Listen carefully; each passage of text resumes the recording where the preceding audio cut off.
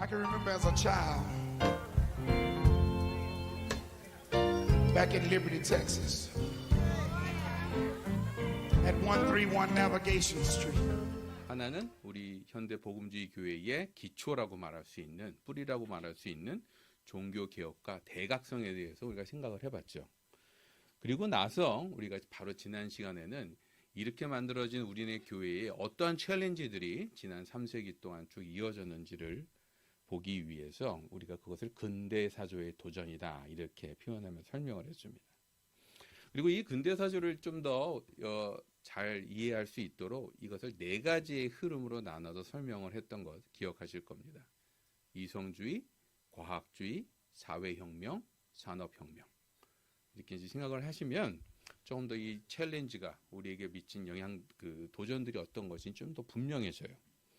먼저 이성주의는 무엇보다도 이 개인의 의식, 우리가 이제 내가 뭘 할 수 있다, 내가 생각하는 주인공이다 하는 개인 의식과 또 비판적 이성, 뭔가를 이렇게 분별하고 비판적으로 보면서 더 나은 답을 찾아가려는 그런 능력을 깨워주었죠.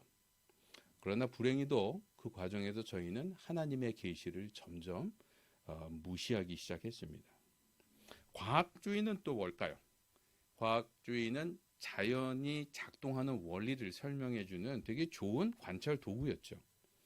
그러나 시간이 가면 갈수록 무신론자들에 의해서 신앙을 반대하는 새로운 종교처럼 이용되기 시작합니다. 사회혁명 사상은 저희가 불의에 대해서 항상 비판적으로 싸우는 성경적 그 정의 개념에 많은 영향을 받았다 얘기를 드렸죠.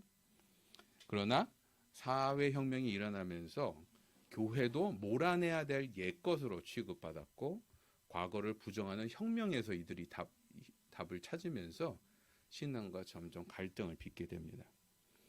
산업혁명이 가져다 준 것도 역시 많은 좋은 일들이 있죠. 우리에게 엄청난 힘과 부와 이를 통해서 역사상 가장 많은 기회와 편리함들을 저와 여러분에게 선물해 주었습니다.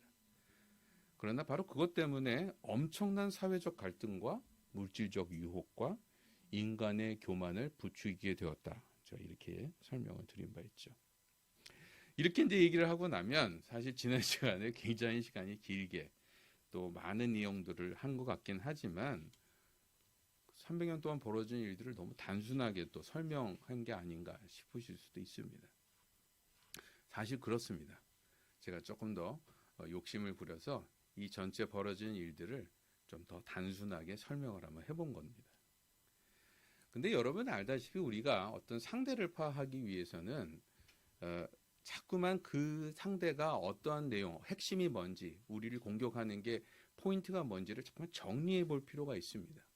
무슨 말인가 하니 우리가 상대를 제대로 파악하지 못하면 상대가 우리에게 다가왔을 때 이것을 무조건 적대하거나 아니면 아무 생각도 없이 따라가는 것 외에는 별로 반응을 할 수 없기 때문에 그렇습니다.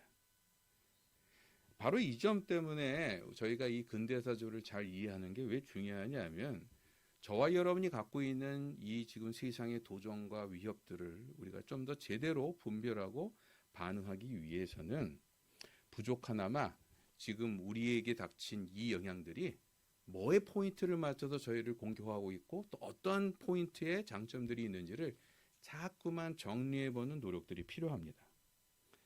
이런 비슷한 노력들을 저만 한 건 아니고요. 여러분도 이미 많이 해보셨을 줄 압니다. 이런 것을 가장 많이 하는 이제 분야가 여러분도 잘 아시는 기독교 세계관 운동이에요.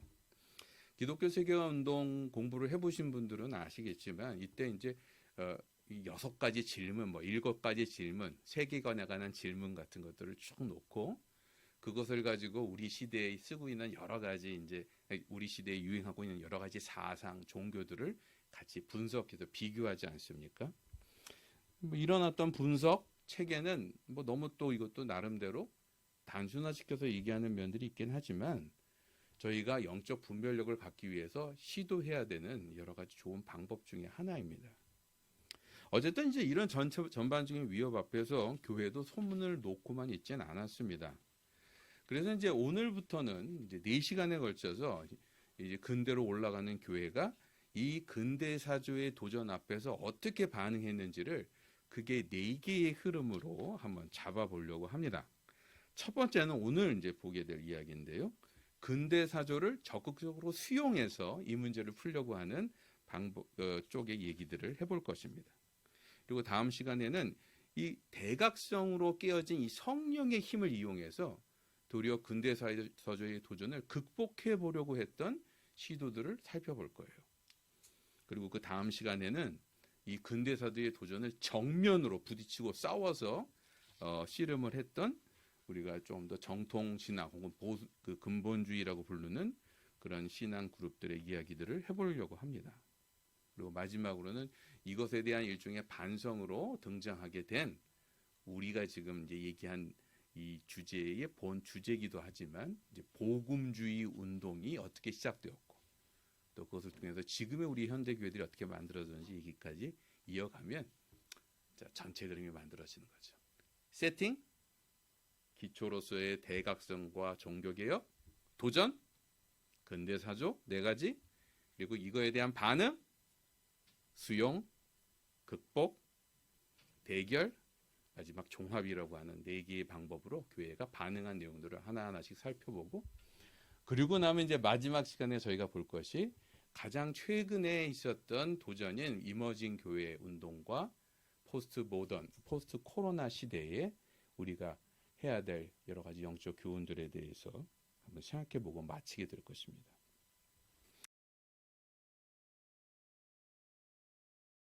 오늘 우리가 볼 성경 본문은 바울의 유명한 신학 논문. 여기 제자훈련 해보신 분들은 다 한 번씩은 뭐 공부 다 해보셨을 로마서입니다. 로마서 12장입니다. 우리가 이제 로마서 12장을 보통 굉장히 중요한 어떤 바울의 신학 논문처럼 취급하지만 여러분도 알다시피 바울 시대 때는 대학이 없었기 때문에라도 뭐 논문이 있었을 리가 없죠. 근데 이 복음에 대해서 이 장만큼 체계적이고 논리적으로 쓰여진 글이 없기 때문에 우리가 사실 이걸 바울의 신학 논문처럼 신학 사상을 정리한 논문처럼 그렇게 취급합니다. 근데 여러분 우리가 성경을 읽을 때 좀 조심해야 될 것은 성경에 있는 많은 책들은 사실 캐릭터가 있어요. 캐릭터가. 그래서 우리가 성경의 그 뜻을 제대로 이해하기 위해서는 그 책이 갖고 있는 문학적 특성들을 잘 이해하는 것이 그 책을 이해하고 해석하는데 되게 중요한 역할을 합니다. 로마서는 어떤 책이었을까요? 여러분도 잘 아시는 서신입니다. 편지예요. 편지. 편지라고 하는 것은 아주 구체적인 상황과 실제 살아있는 사람들을 염두에 쓰고 쓴 글입니다. 그런 의미에서 이 안에는 우리가 시대와 상황과 배경에 상관없이 보편적으로 적용될 어떤 진리 같은 것도 들어있지만 동시에 어떤 특정 상황들을 염두에 두고 이야기된 것들도 많이 있기 때문에 우리가 그것을 같이 염두에 두면서 로마서를 읽지 않으면 로마서를 제대로 이해할 수가 없다는 거죠. 어쨌든 바로 이 얘기를 드리는 것은 뭐냐면 로마서 12장을 제대로 이해하기 위해서는 바울이 다른 서신서에서 이야기한 또 내용들과 이렇게 비교하거나 또 신구약에 나와 있는 내용들과 서로 비교해 가면서 보는 것이 아주 중요하다는 뜻입니다. 자, 오늘 본문 12장 1절부터 3절을 한번 읽어보도록 하겠습니다. 자,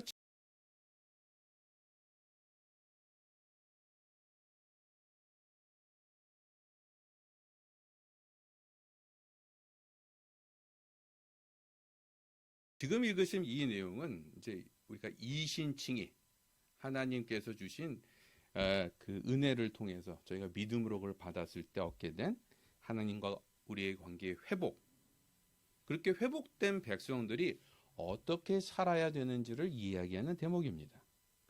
우리가 보통 그리스도인들은 어떻게 살아야 됩니까? 이런 질문을 하면 일반적으로 나오는 반응은 뭐 이걸 해야 됩니다, 저걸 해야 됩니다, 이런 것들을 주로 액션 얘기들을 많이 하죠. 근데 성경은 우리에게 뭘 하라고 얘기할 때조차도 실제로 뭘 하라는 얘기를 더 강조하기보다는 우리가 어떤 존재인지부터 자꾸만 얘기를 합니다. 무슨 말인 거 아니? 저와 여러분이 이런 존재이기 때문에 거기에 어울리는 이런 행동들이 필요하다 이렇게 설명을 하지 무슨 행동을 하는 게 크리스찬이다 이런 식으로 설명하지 않아요. 여기 보시면 1절 전반부에 뭐라고 나옵니까? 내가 하나님의 모든 자비하심으로 너희를 권하노니 이런 표현이 나옵니다. 여기서도 말하는 건 이거예요.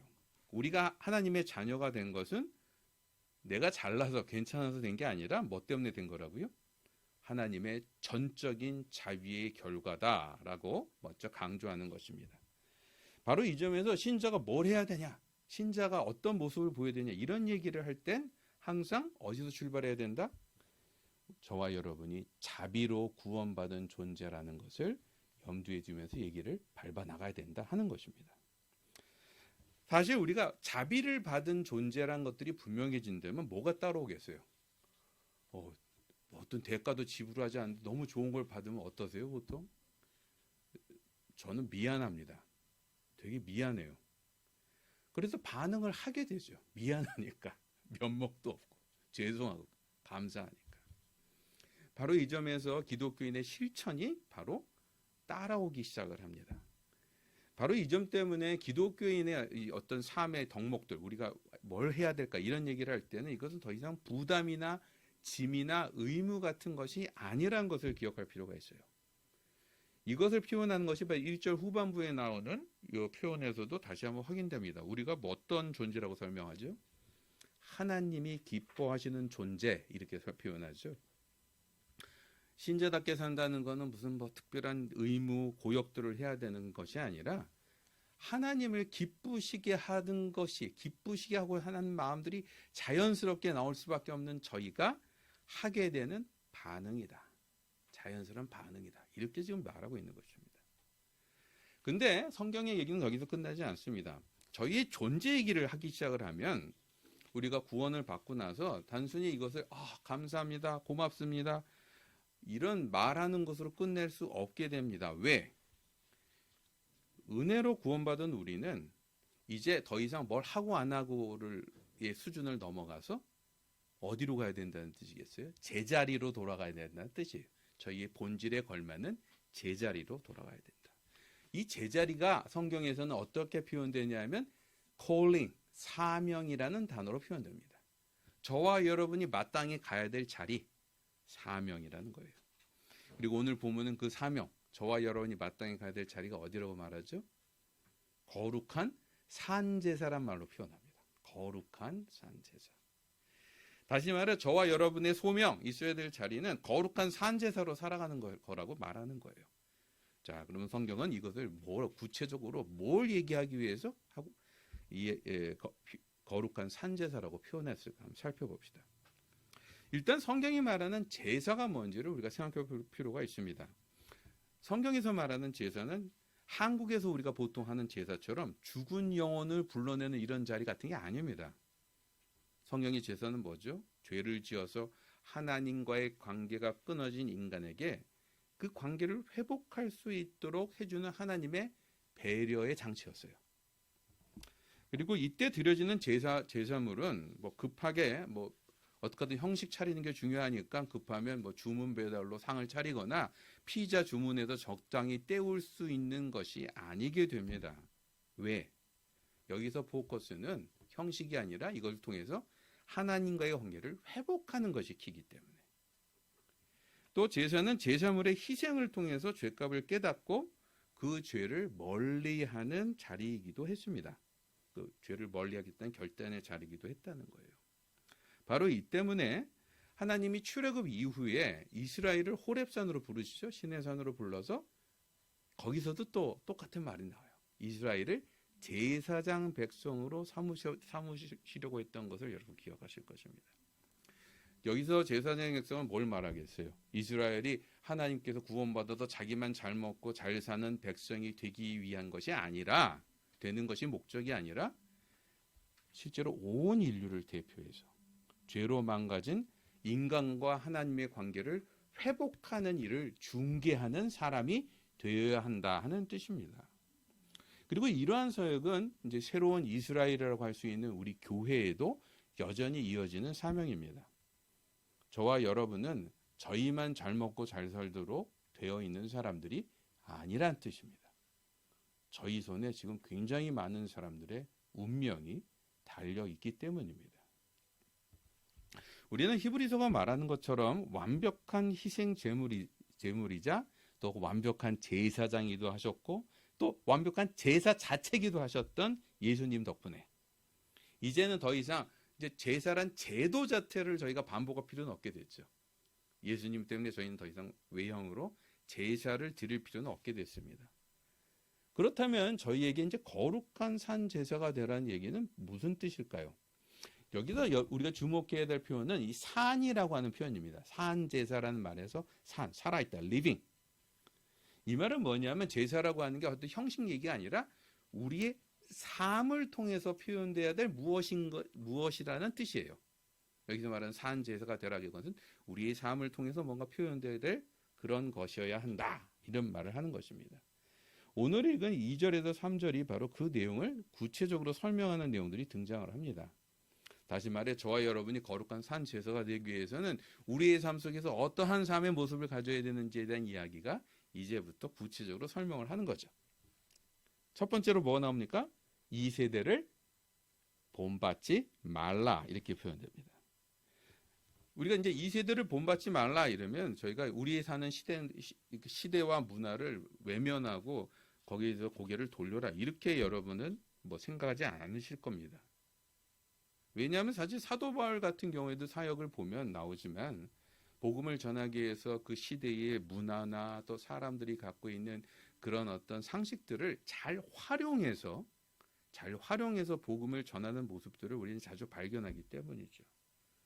다시 말해 우리 그리스도인들은 항상 복음을 제대로 표현하고 또 실천하기 위해서 이 시대와 이 시대의 문화와 필요에 민감하게 반응하는 사람들입니다.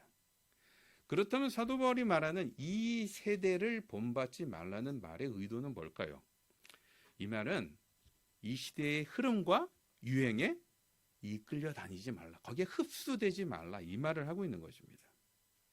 왜냐하면 세상은 근본적으로 저희의 도움이 필요한 대상이지 우리가 추종해야 될 가치가 있는 대상은 아니기 때문에 그렇다는 거예요. 두 번째로는 뭐라고 말합니까? 저와 여러분이 마음을 새롭게 함으로 변화를 받아야 된다. 이렇게 표현합니다. 이 말은 이 세상의 변화가 뭘 통해서 이루어진다는 것을 전제하는 거겠어요? 껍데기를 바꾸고 형식을 바꾸는 것이 세상을 바꾸는 게 아니라는 거예요. 항상 뭐에서부터 시작돼야 된다? 마음의 중심 변화, 우리의 내적인 변화에서부터 시작돼야지 제대로 바뀔 수 있다. 이 말을 하는 것입니다. 이 때문에 앞에서 말한 대로 그리스도인은 뭘 해야 될지, 지금 어떤 액션을 취해야 될지 이 질문보다 더 중요한 게 항상 뭐겠어요? 우리가 어떤 존재가 되어야 될지, 우리의 마음의 중심이 어디에 있어야 할지를 물어보는 것이 훨씬 중요한 문제가 되는 것입니다. 왜? 중심의 변화만이 참다운 변화를 가져올 수 있기 때문에 그렇다는 거죠. 세 번째는 온전케 하시는 뜻이 무엇인지 분별하라 이렇게 말합니다. 여러분 여기서 분별이라는 단어가 중요해요. 왜? 분별은 어떤 상황을 전제하는 거죠? 예, 저희는 죄에 섞여서 사는 상황을 전제합니다. 좋은 것과 나쁜 것을 잘 구분하고 그리고 거부할 건 거부하라고 말하는 것입니다. 분별의 반대말이 뭘까요? 혼용, 경계, 이게 바로 분별의 반대말입니다. 다시 말해 분별의 반대말은 세상 것을 무조건 거부하거나 아니면 아무 생각도 없이 받아들이는 것이 바로 분별의 반대말입니다. 근데 여러분 생각보다 분별이 쉽지 않습니다. 그래서 저희는 이런 어떤 어려운 숙제들이 만나면 그냥 문 탁 닫아버리고 고개를 돌리거나 아니면 아무 생각도 없이 그냥 그거 받아들이고 따라갈 때가 훨씬 더 많아요. 이에 대해서 바울은 아무리 그게 힘들다 할지라도 저희가 분별하라고 말하는 것입니다. 다시 말해서 모든 세상의 것들을 보면서 무조건 나쁘게만 보거나 무조건 좋게만 보는 그러한 태도보다 골라서 볼 줄 아는 능력이, 기준이, 판단이 필요하다고 말하는 것입니다. 네 번째는 뭐라고 말합니까? 마땅히 생각할 그 이상의 생각을 품지 말라 이렇게 표현됩니다.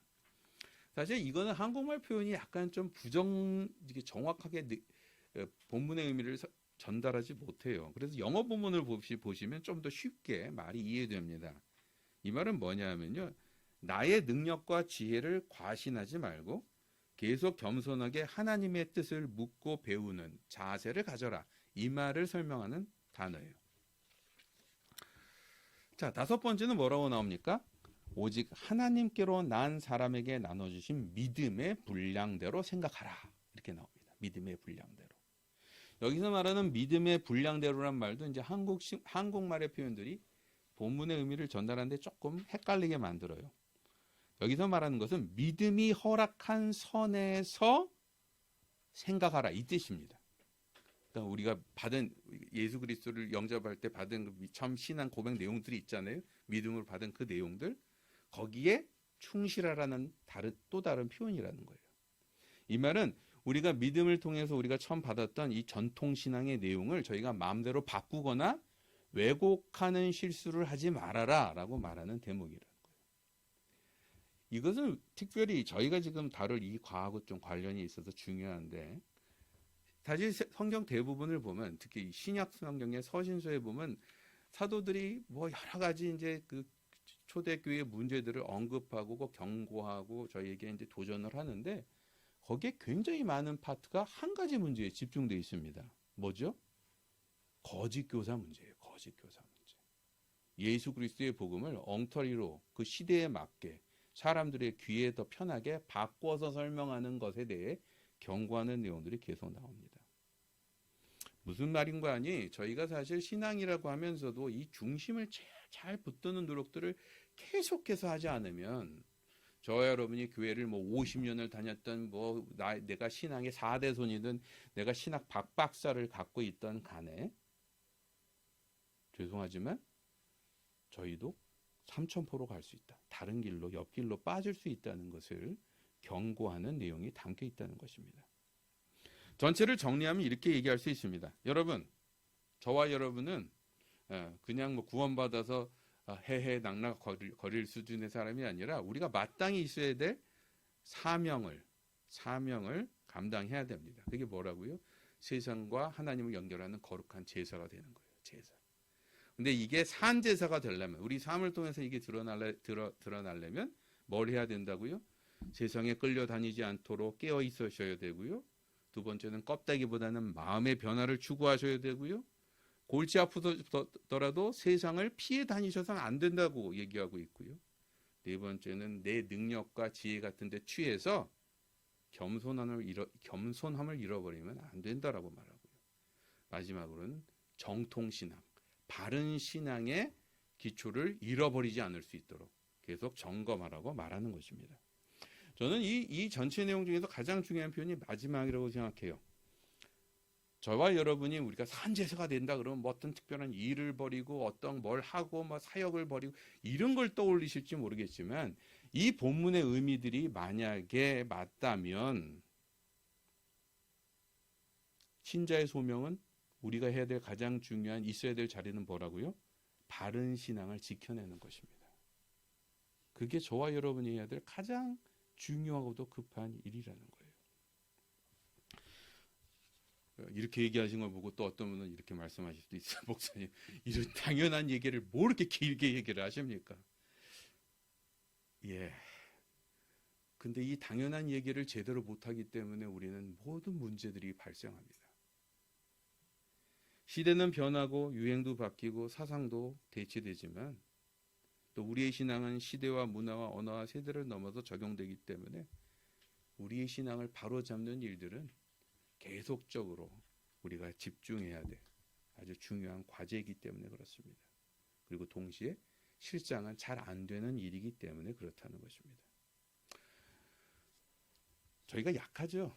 저희가 약해요.